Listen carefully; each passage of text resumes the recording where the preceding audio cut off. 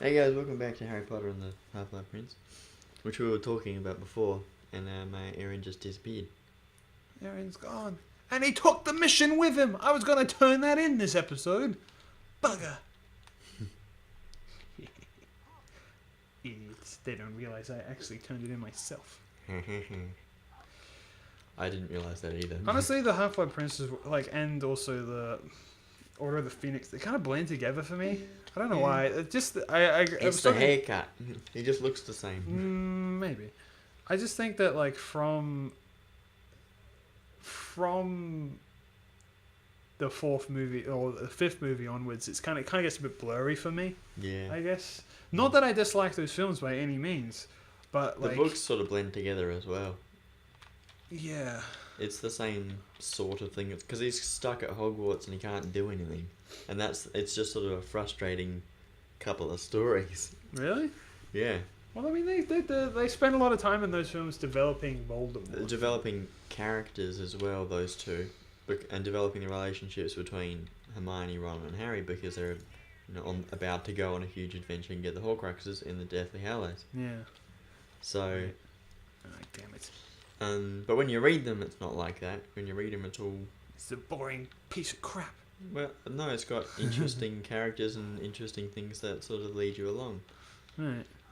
The Half-Blood Prince is a bit more interesting because it's about the Half-Blood Prince, who is Severus Snape. That is not a spoiler, it happened 10 years ago. Next you gotta tell me that Snape kills Dumbledore. Actually, Draco Malfoy kissed him. No, he doesn't. He was going to, but he didn't. It was Harry. Harry killed them. It was Harry! You did it! Do you reckon there are those theories out there? Like, actually, if you look closely, you realize it was actually Harry that killed Dumbledore. There are people that still analyze and dissect the Who Killed Mr. Burns story years and years after, or not killed, shot Mr. Burns in The Simpsons. That was a big thing back in the day. And they're still discussing it, even though it's the answer is out there. It's kind of interesting. If I wrote Harry Potter, I would have made it all a dream. That's my favorite story archetype, realizing that nothing mattered at the end. I think it's really cool. Really, is it? And it was just a dream. No, I'm only talking in my sarcastic voice. Okay. But everything I say is true. It's like The Wizard of Oz. I realised, I watched it recently. And Well, here's the thing. at the end of it, it's just a dream. Well, she learned a lesson. It wasn't... Well, that's the thing. The point is that she learned a lesson. Well, to love her family and... Something like that. Stuff like that, yeah. And... frig off, dudes! Jesus Christ. And like that, the thing is with that is it was set up from the beginning that it's a dream. And it's honest, it's kind of clear that it's a dream from the beginning. However, if it's a story where you're really invested in it, in the characters and the world and all that kind of stuff, and then it turns out at the end that, oh, actually it was all a dream and none of it mattered and they didn't learn anything, that feels very, very It's a garbage story. It makes you retroactively dislike the story, and that's the worst thing I think that you can do to a story. Yeah. That's what J.K. Rowling's trying to do. She's trying to make everyone retroactively dislike Harry Potter. It's kind of interesting. She keeps retroactively adding in things. Yeah. I was thinking to myself about the sequel to Cass, right? And I want to clarify right now, there is no sequel to Cass, right? Mm-hmm. And there probably never will be. Yeah. I have a folder filled with random dumps ideas of what, if I was to make one, this is what I might write or whatever. But I never want to release it, right? Even if I was being interviewed or something like, if you were to make a sequel, what would it be about? I wouldn't make that. Because I like the idea of just letting the story be where it is, and people can make their own ideas and interpret the characters how they like, and I don't want to keep coming in and retroactively saying, oh, this was the truth and that was how it actually was, and actually after the end of the story this is what happened. You know what I mean? That's why I don't like looking at the YouTube comments of music videos and trailers for movies. Right. Is because I just don't like the discussion that happens around it. I think it's a bit of a personal thing Of interpretation. Yeah, but so you don't want someone to give you an idea that you didn't already have yourself, because it's frustrating. Because then or people saying like that's wrong or whatever. Yeah, and especially the creator, because the creator unfortunately has the final word. If someone was to say like, what's a good example?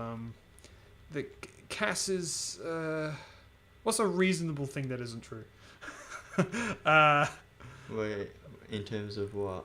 Okay, so so if someone was to say it's my canon that someone's not okay. canon, no, rather Yeah, well, if someone says I interpret that after the ending of Cass everyone lived happily ever after, right? yeah. Now that's not giving away the end or anything like that. It's just a random example.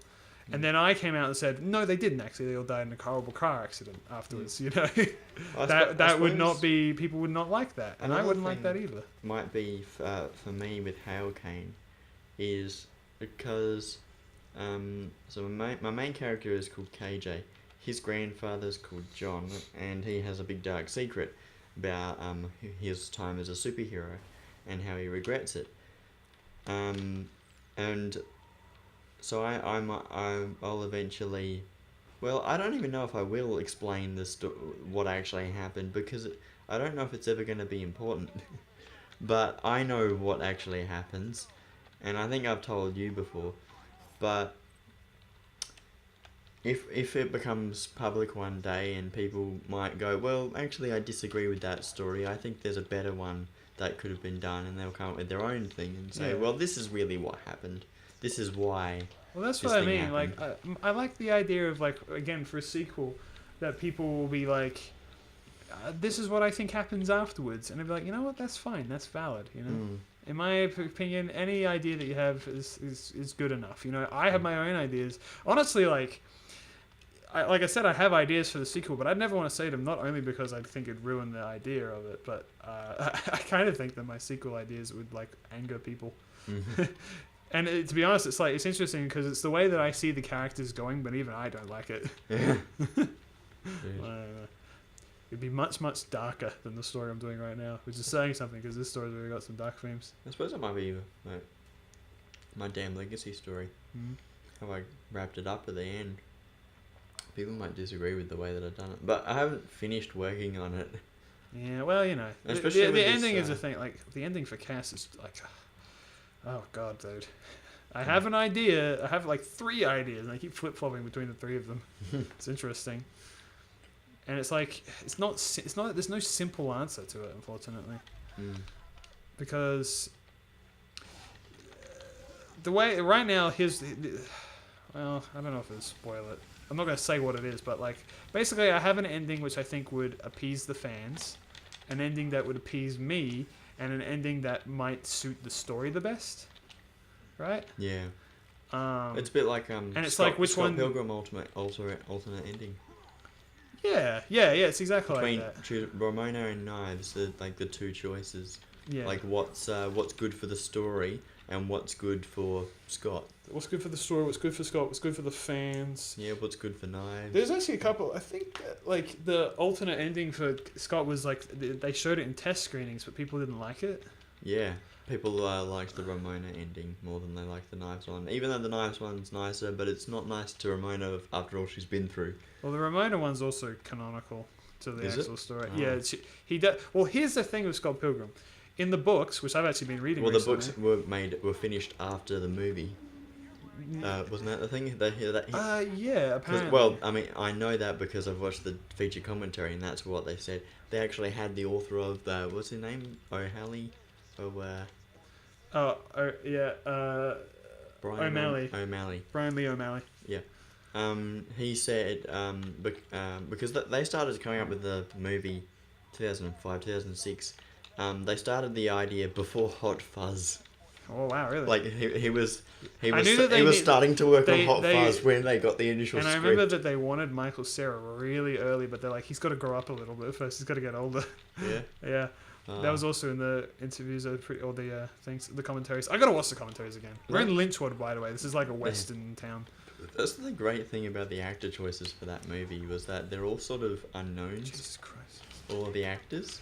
Yeah, well, Michael Cera was not unknown. Well, I think it's because he'd been in Arrested one Development. or 2 movies Arrested Development. Yeah. Yeah. But he was in that for many years. For me, very popular I remember when the movie Juno with what's her name? Ellen Page. Trailers were out for that, and I thought, well, that's an interesting story, but and he was in that movie, and I thought that guy looks really quirky. Oh yeah. He's a funny looking dude, and he's in Scott Pilgrim. And like, this is like the perfect actor for the movie. That wasn't my point, by the way. No. What I was trying to say is that, God, look how fucking far away he's running. This is exactly it. This, that picture, my comic I made. Yep. This location, this area that we're in right now. This is what I use the background for. I'll show you the exact area. Yeah. It's got like 2 walls, I think. Because this is where it happens. I hate it so much. What I was trying to say is that in the books, it takes place over the course of a year, right? Mm. And Scott is dating Ramona for all that time, and he goes through all these ups and downs, and the relationship really takes a lot of time to develop and come to being and stuff like that. Mm. But obviously, the movie doesn't do that. It takes place over like the course of a Couple month. of weeks. Yeah. And as a result, that's why it kind of feels like maybe he should be with Knives because, he might have learned that, it wasn't good to do what he did. Right. But he learns that. And he barely spent any time... After he dies, he learns that. And he barely spent any time with Ramona at all. Jesus Christ, there's a shit ton of people here. Oh my God. Yeah, well, that was the sort of rushed bit that I wasn't a huge fan of. God damn it! No! So I was just saying, a lot more time was given in the comics to their relationship, and as a result, by the end, you're like, oh, he's got to end up with her, right? But in the movie, there's just not enough time and to develop it, and so it's understandable. It is kind of more about, oh, should he be with Knives or Ramona? I'm glad it is Ramona, mind you, because I don't know. I guess maybe I'm just a big fan of the comics, but I feel like the relationship's pretty genuine by the end, Yeah. It's the power of self-respect. Yeah, well, cause I think especially at the end when he gives her a second chance that she wasn't going to give herself. Yeah. And at the start, it seems a little bit he wants to be with her because he's got a huge crush on her. And he learns about love and stuff, and that's the thing through the story. He learns about relationships. You know what the main theme? Oh my fucking come here! Is respect. Because he has to be good to all of the main theme of the comics is to die to an elite Oh my God. The main theme of the comics is confronting your past and accepting it and understanding it. And even solving it in some degree. Yeah, and there's a lot of facing it and resolving it and stuff like that. So for instance, the whole envy coming back into his life is about him and Kim. Yeah, she's just an ongoing reminder of his mistakes. Well, here's the thing, and again, it's her character and his relationship are explored a lot more in the comics. Have you read the comics? Nope. Oh, dude. Would you, if I lend them to you, would you read them? Yeah. Okay. It's okay. You want to hear some weird inside baseball? Right. Well, not inside baseball. I'm reading them right now myself, right? But I'm reading the colored copies because I was lent them by Ben. Yeah. But I have the black and white ones, so I can lend them to you. All right. If you like. Well, the black and white ones are the ones they use a black and white cartoon sort of thing in the movie, don't they? It might help you with your own comic, because that's the reason why I'm reading them right now. Is to, while I'm in between my chapters, I figure use them for inspiration and stuff like that. Yeah. They do a lot of things that I don't do, and I go, should I do that? I am so mad at the amount of times I've fallen over. I keep using that fucking pistol, and that's mainly my problem, because it's got a big knife on it, and it kills people good. Look how slowly this kills people. Need a shotgun that's good and has a knife. Just do more melee attacks to get health. Maybe fuck off. I've been doing melee attacks. That's the thing. This gun has a knife on it, and it's killing a lot of people, and I'm getting health, right? Provided that you can get close enough. Yeah, exactly. That's the problem with melee, is it has one small downside of you gotta be up in that grill. They're not taking a lot of damage, except you just ran at you. So that's what I mean. I do a ton of melee damage, and that's if they're near me. Yeah. Anyway, next time on.